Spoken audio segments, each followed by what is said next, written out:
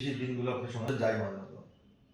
আমার নাম মোহাম্মদ হাফিজুর রহমান, আমি অফিসার ইনচার্জ হাজারীবাগ থানা। আমাদের প্রতিদিনই অভিযান অব্যাহত আছে। আজকে আমরা অভিযান করে 3জন ওয়ারেন্ট আসামি গ্রেপ্তার, পরবর্তী আসামি গ্রেপ্তার করেছি। এর মধ্যে একজন 2.5 বছরের সাজা পরোয়ানা।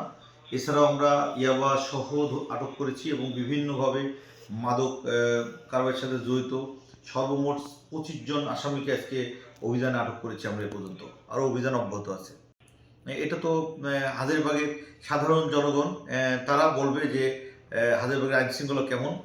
আমরা তো চেষ্টা করে যাচ্ছি এখানে মানুষ যাতে নির্বিঘ্নে ঘুমাতে পারে, রাস্তাঘাটে চলতে পারে। আপনি জানেন যে এই মাসে একটি হত্যা মামলা হয়েছিল। একজন মানুষকে খুব নির্মমভাবে তার বন্ধুরাই হত্যা করেছিল। আমরা সকল হত্যাকারীকে আটক করেছি এবং তাদের সে হত্যাকাজে ব্যবহৃত চাপাতি এবং ভিকটিমের রক্তমাখা কাপড়, আসামিদের শরীরে রাগা কাপড়, এগুলো সব কিছু আমরা উদ্ধার করেছি মামলার এবং সকল আসামি গ্রেপ্তার করেছি এই মামলায়।